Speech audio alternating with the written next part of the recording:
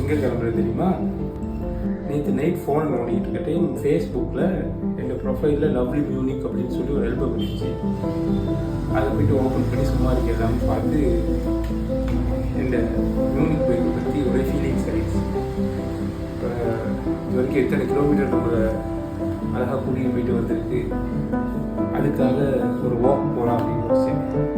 இது என்ன புதுசாக இருக்குது அப்படின்னு இருக்கா? எனக்கே கொஞ்சம் புதுசாக தான் இருக்குது. இந்த கேன்சர் அது இதுக்கெல்லாம் எல்லோரும் வாக் போகிறாங்க தெரியும். அதில் எப்படி ஃபண்ட் ரைஸ் ஆகுதுன்னு எனக்கு தெரியலை. பானதூர் வரைக்கும் நடந்து போகணுன்னு எனக்கு ரொம்ப நாள் ஒரு ஆசை இருந்துச்சு. இப்போ நேற்று ஃபீலிங்ஸ் ஆகுதுலேருந்து சரி இன்றைக்கி அதே ஒரு காரணம் வச்சு ஒரு வாக் போகலாம் அப்படின்னு முடிவு பண்ணியிருக்கேன். இன்றைக்கி அது மயூரண்ணா வீடு வரைக்கும் நடந்து போகலாம் அப்படின்னு முடிவு பண்ணி இப்போ ஷூ போட்டுக்கிட்டு இருக்கேன்.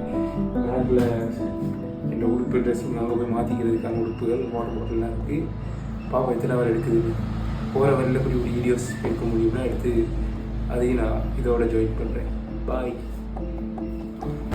இப்போ மவுண்ட் லெவனியா இது தான் கவிதனோட வீட்டுக்கு போகிற ரோடு. விஜயா ரோடு கோட்ஸுக்கு முன்னாடி இருக்குது. நடப்போம். மேகம் கருமூட்டமாக இருக்குது. மேகக்கூட்டம் மிதமிஞ்சி இருக்குது. இடி மின்னலும் ஹெவியாக வரும் போல தெரியுது. கிளைமேட் சரியில்லை. ரிட்டர்ன் ஆயிடலாம் பாஸ். சரி லேசாக மழை தூர ஸ்டார்ட் பண்ணிருச்சு.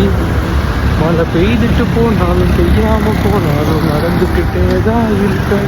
நான் நடந்துக்கிட்டே தான் இருப்பேன் அப்படின்னு நடந்துக்கிட்டு இருக்கேன். நடக்க தொடங்கி சரியாக 1 hour ஆகுது.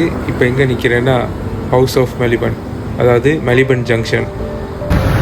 1 hour நடந்துட்டு ஆனால் வேர்த்த பாடுனா இல்லை. என்ன தண்ணி மாதிரி இருக்கிறது தண்ணி தான். இவ்வளோ நேரத்துக்கு பிரச்சனைனா இந்த பக்கம் கழுத்தில் இந்த பேக் இந்த பக்கம் லேசாக எரியுது. அது மட்டும் தான் கோயில் பிரச்சனையாக இருக்குது. டீச்சருக்கு மேலே எழுதி போட்டு நான் நடக்க இந்த பக்கம் இல்லை, இந்த பக்கம் மட்டும்தான் இருக்குது. பார்ப்போம். இவனை கண்டா குடிச்சிடணும். லைட்டாக தடிமனாகவும் தான் இருக்குது. குடிப்போம். அப்படியே கொஞ்சம் தூரம் நடந்து வரும்போது இந்த பெடஸ்ட்ரியன் ரைட்ஸில் ஒரு குட்டீஸ்ட சப்பாத்து ஒன்று அழகாக தொங்கிட்டுருச்சு. யாரோ கீழே போட்டு போயிருப்பாங்க போல். இந்த டயர் நம்ம உயரத்தை விட பெருசாக இருக்க டைம் தான் நம்ம நடக்க தொடங்கணும் அப்படிங்கிறது ஞாபகத்துக்கு வருது. ரோடுக்கு நடுவில் நிற்கிற இந்த மரம் 2லேயும் ஃபுல் அண்ட் ஃபுல் கிளிகள். ஒரே சத்தம். இப்போ தான் அவங்க வீட்டுக்கு வந்திருக்காங்க போல இருக்கு.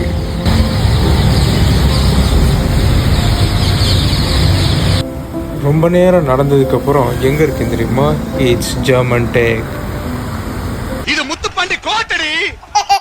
Few hours later. இருட்டிருச்சு. இன்னொரு 7 கிலோமீட்டர் மாதிரி நடக்க இருக்குது.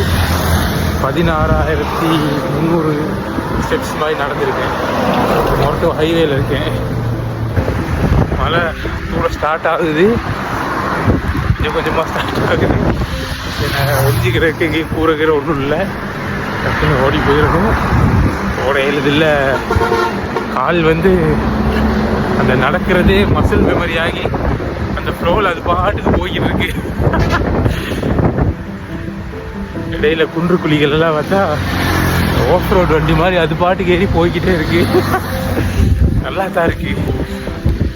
இப்போதைக்கு துணைக்கி இருக்கிறது ஒரே ஒரு விஷயம்தான். வாயில் முணுமுணுக்கிற பாட்டு மட்டும்தான். என்ன பண்ண நினைக்கிறீங்க? நேற்று ஒருத்தரை பார்த்தோம். மழை கூடிருச்சு.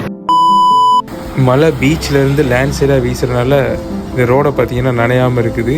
அது காரணம் கூரை இல்லாட்டியும் இந்த பில்டிங் எங்களை காப்பாற்றுது. மழை ஒரு 2 நிமிஷத்தில் நிற்கவும் மறுபடியும் நடக்க தொடங்கிட்டேன். நானும் எனக்கு துணையாய் என் நிழலும். எம்பிட்டு பெரிய கடலுங் இல்லிங் அருவிங் இல்லிங் ஆறுங் இல்லிங் பாலங்க. இதுதான் Panadura new bridge. Yes, we reached Panadura. இங்கேருந்து மயூரண்ணா வீட்டுக்கு 1.7 கிலோமீட்டர் காட்டுது. அதோ அங்கே தெரியுது அந்த சிக்னல் லைட்டோட தான் நம்ம லெஃப்ட்டுக்கு திரும்பணும். ஏன்டா இவ்வளவு தூரமாக இருக்குது. ஃபைனலி ஒரு மாதிரி ரீச். அந்த வீடியோவில் சொல்ல முடியாத சில விஷயங்கள் இதில் சொல்லலாம்னு நினச்சேன்.